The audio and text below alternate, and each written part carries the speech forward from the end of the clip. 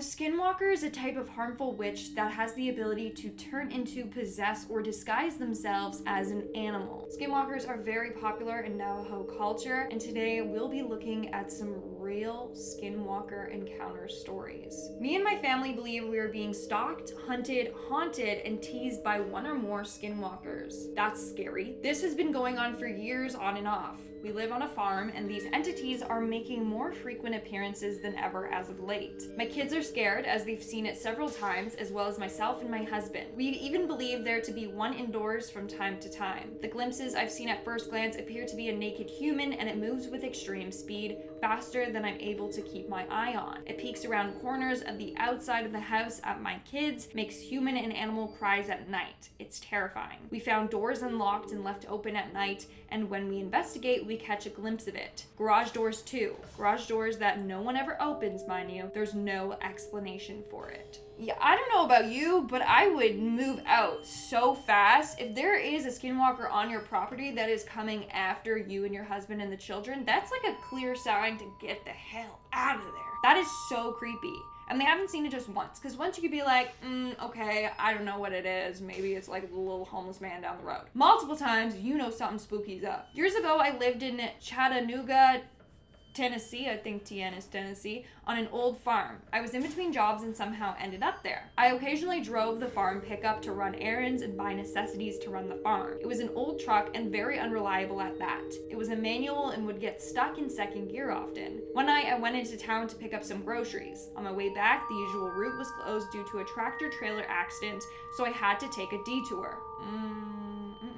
This was before MapQuest or any similar gadgets were available. Of course, I got lost and ended up on a dirt road. It was really dark. All of a sudden, the clutch in the truck stopped working completely. I had no choice but to walk.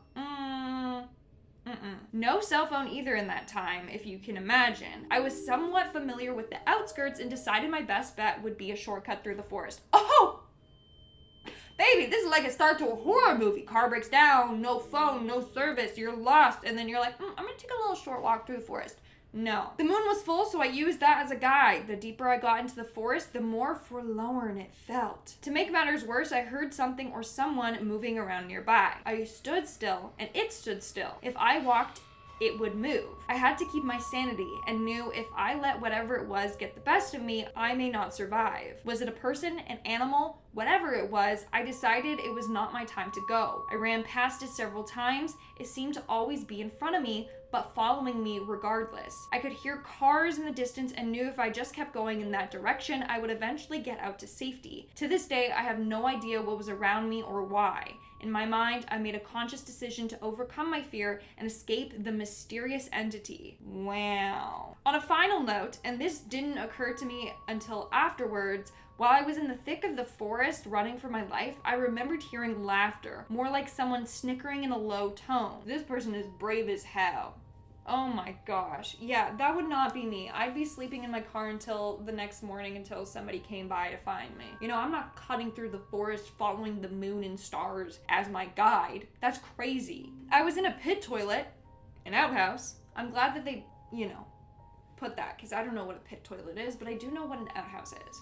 An outdoor bathroom. So they were on the White Rim Road. This is a 100-mile 4WD road. Don't know what that means. It gets lots of off-roaders and mountain bikers during the cooler months of the year. The cooler months, you know what I'm saying? Yeah. But I was there in July when it was near 100 Fahrenheit every day. I had been driving the road for 2 days. I hadn't passed anyone else traveling in either direction. It's so quiet and so remote that you can see the dust from someone else's vehicle from miles away and hear the sound of their vehicle from almost that far away as well. There is only a pit toilet every so many miles, and in order to keep the area pristine, you are not allowed to do the usual backcountry procedure of digging a cat hole. I would never do that anyway. You are required to use the pit toilet. It's a good rule. So I walked into the pit toilet and sat down. I didn't bother to close the door because there was no reason to close it, just letting it all hang out. I was by myself in the middle of nowhere. No sooner had I sat down than the door slammed shut. Boom! It would be fun if I could say that it literally scared the shit out of me, but it in fact made me pucker up. You know, sometimes you can just like leave details like that out, but there was virtually no wind that day. It was hot and stagnant. There wasn't another human within miles of me. How the hell did the door slam shut? I sat there for a few seconds waiting to see what would happen next. Nothing. It was dead quiet. I finally got up, pulled up my pants, and opened the door. I stood outside the pit toilet and looked around in every direction. Nothing in sight. No humans, no vehicles, no creatures of any kind. Except one. About 25 yards away was a raven sitting on a rock formation. It looked at me and cawed, then flew away. I think that raven might have been a skinwalker. That's who slammed the door shut. Yeah, ravens are like a common animal that skinwalkers take the form of, that and like coyotes and wolves. So, or maybe the raven was just like, you smell, close that shit.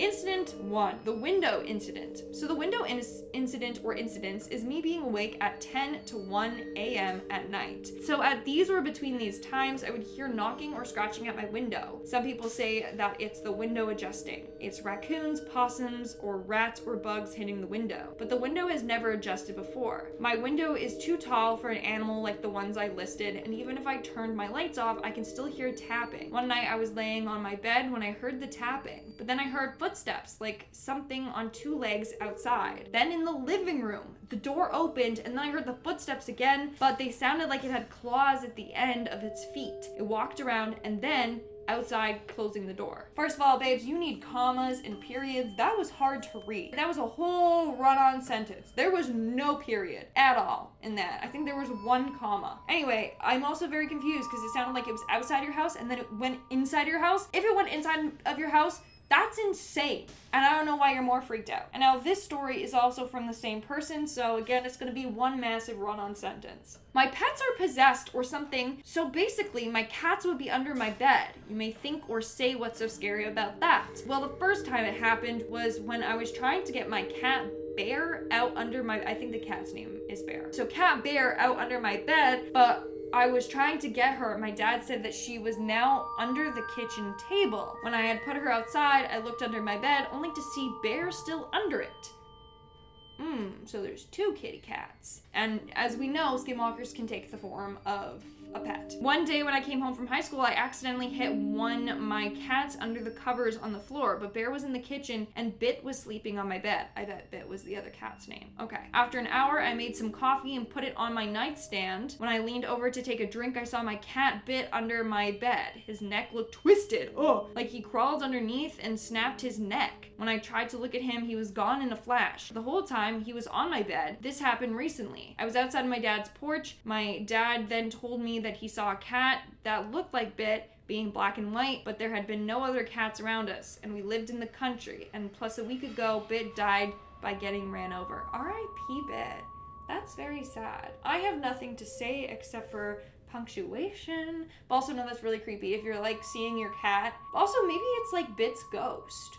You know, if it got hit by a car, this is a little morbid, and its neck, and then you're seeing the cat with the twisted neck, it kind of checks out. Like, a couple of my friends are being haunted, it's a good kind of haunted, by their old pets. They just see, like, the cat run by, and they're like, oh, but this is a little bit more sinister. Yeah, that's creepy. That's creepy, especially because skinwalkers can take the form of any sort of animal. You know, a dog and a cat. Also can take the form of a human, so maybe don't trust your dad.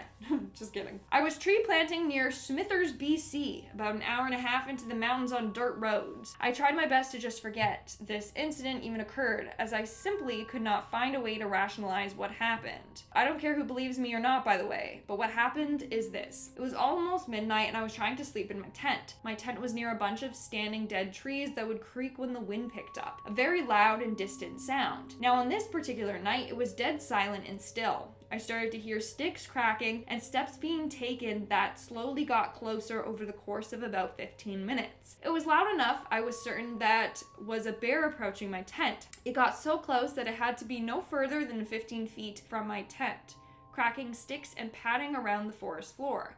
I decided to yell out very loudly, Silence. I was answered with nothing but deafening silence. No sound of the creature fleeing or doing anything at all. I sat in silence, too scared to move, trying to rationalize to no conclusion. About 20 minutes of dead silence later, I heard the eeriest, unnatural, and unexplainable noise. It was the exact same timbre and volume and just basically the same sound as the trees outside creaking. But instead of being a regular creak, it began and then held the exact same note of creak for a full 5 seconds or even longer. So probably like a,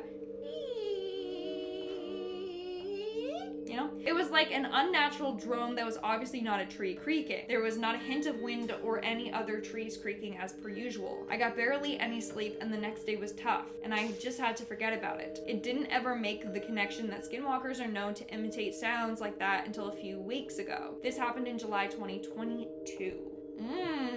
Interesting. So he doesn't think that it was actually a tree creaking rather than a skinwalker mimicking the sound of a tree creaking, which I never have heard of before. Often just animals and humans, like they'll be like, help me, and you think it's a human in need of help, but it's actually just a little skinwalker coming for you. So I don't know what to make of that. I don't. Oh, look at the sun coming in. One night haunts my friend and I to this day. My friend was getting ready to move and we would stay up all night playing games and watching movies. We decided to go on a music drive just to vibe. So we hopped in his truck with high beams and swung out of the driveway, turning them on towards the field to use the roundabout. The light illuminated this thing. It looked like a person, but it wasn't. It was naked on all fours, abnormally large, particularly its limbs that seemed to fold under itself in an unnatural way. Its pale skin clung to it, like it had to be stretched onto it. But the part that still sends shivers down my spine is its face. Its jaw hung open to this gaping black jaw, like a snake unhinging its jaw to eat. Its black eyes glistened in the light as it looked at us, but just as it turned to see us, it quickly scurried backwards, almost like it was on rewind, into the brush of the field. My friend and I were pale as ghosts. We both looked at each other like, did you see that too? We were shaken. Let's just say we tried to get a good night's rest, but we couldn't believe what we saw. We ended up just sitting there in his basement with guns ready and waiting to hear the gargling and dragging again, but we never did. Wow. Okay. That is very creepy that you're like, oh yeah, you know, we're just gonna go for a cute drive and you end up seeing this monster in the fields. I would not sleep either. Not a chance. Alright folks, that's all for today's video. If you want to see more creepy skinwalker stories, then let me know in the comments below. Also, up here, I will link a playlist to all of my skinwalker videos. And if you have a story of your own or any creepy cryptid encounters, then also let me know in the comments below, or you can DM them to me on Instagram. With that being said, I've been your host, Lindsay Ivan. Stick around for some bloopers, and I'll show you when I show you. Bye! Scariest skinwalker encounter stories. Like it had been... What? Its jaw hung open to the gaping black maw. Oh, it's probably jaw. I'm gonna correct that. Almost like it was on rewind into the brush of the field.